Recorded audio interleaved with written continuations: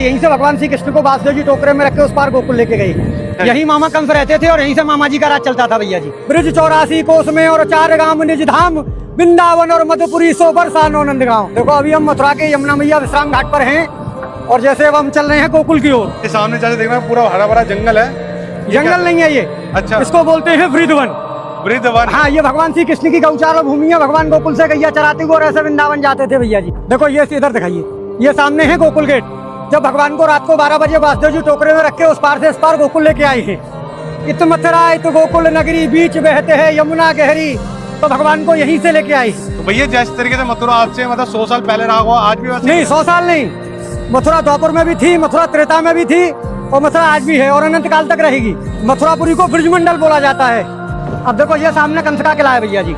अच्छा, यही मामा कंस रहते थे और यहीं से मामा जी का राज चलता था भैया जी। मतलब कि वो रहते यहाँ पे थे।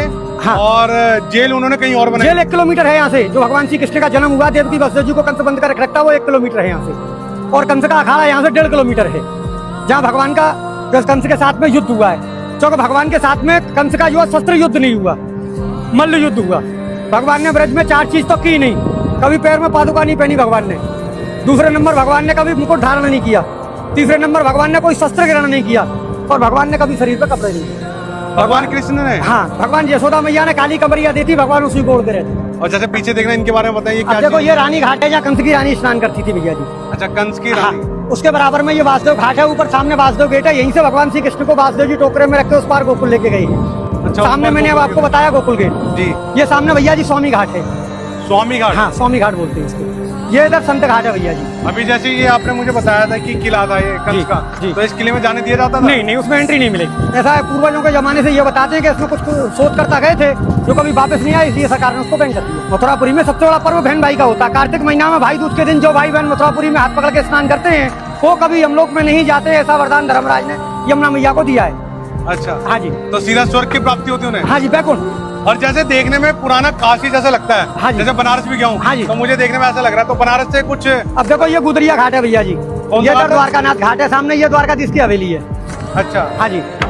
तो जैसे मैं पूछूं कि बनारस के जैसा लगता है, बनारस की कुछ मान्यता है यहाँ पे? नहीं, बनारस की तो जितने भी तीर्थ हैं 4 महीने सब ब्रज में निवास करती है भैया। सावन भादों पार कार्तिक। जैसे लोग कहते हैं देव सो गए, तो देवता कभी सोते नहीं भैया जी। उनकी सबकी ड्यूटी ब्रज में लगती है।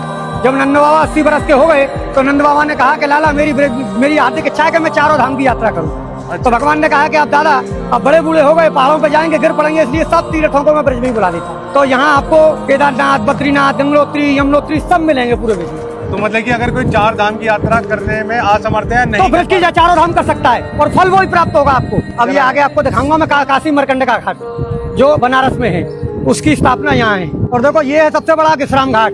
यही जो है मामा कंस को मार के भगवान ने विश्राम किया है।